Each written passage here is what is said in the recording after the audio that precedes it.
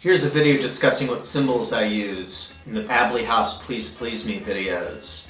There's not a lot of information about what was available to Ringo in the early 60s, but hopefully this video will clear up common questions about early 60s drum sounds, not only what the Beatles used, but what you can use also to get the similar sound.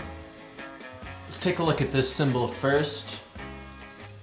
This is what I use. This is an Ajax 20-inch crash ride. I don't think they had designations for what it was used for back then. Ringo's first drum kit was an Ajax, so I believe he used something like this early on, from his first kit through the first album. It says Ajax, made in England. This is an interesting cymbal because it's made out of NS12 alloy, which basically is a sheet metal, and these are very cheaply made. I think it sounds great. It sounds like a jazz cymbal, and it's also, I believe, the cymbal you hear on the end of Please Please Me. He crashes with his left hand, just like you see on Ed Sullivan Show.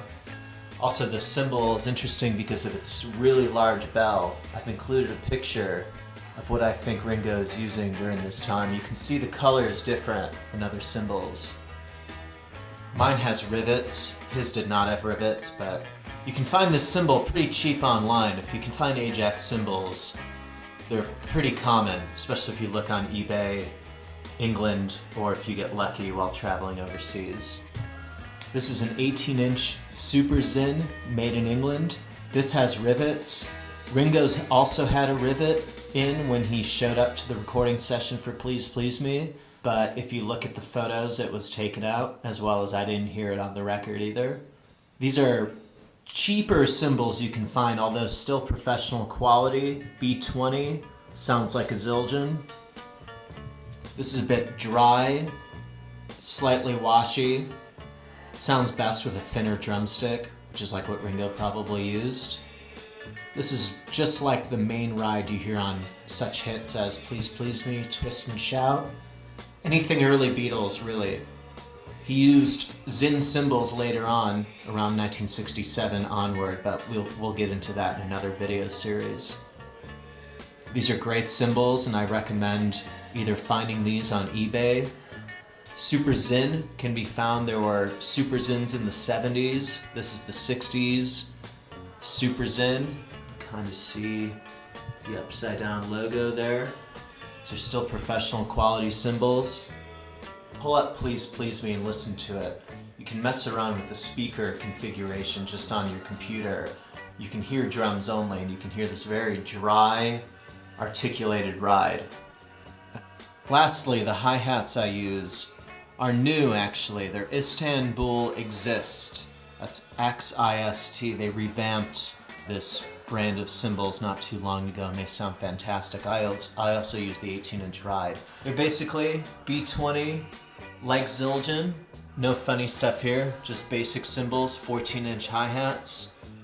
You can find these new. They're more of a budget model. They're similar to a Zildjian New Beat, whereas the top cymbal is lighter than the bottom cymbal. No one really knows what hi-hats Ringo used on Please Please Me. I don't believe they were the hi-hats you hear on all of the records. I think he used these for one record. Since Istanbul was not around, well, it was, but the company was not around during Please Please Me, Ringo most likely used Paiste 602. I've heard he could have used Super Zin hi-hats, although those sound washier and more sloppy. The great Jim Keltner said Ringo gave him a pair of hi-hats, which were 15s. Oh, I'm sorry, he actually stole the hi-hats from George Harrison, who were given to them by Ringo. But I do not believe those are the hats used on Please Please Me. You can see that interview on Modern Drummer.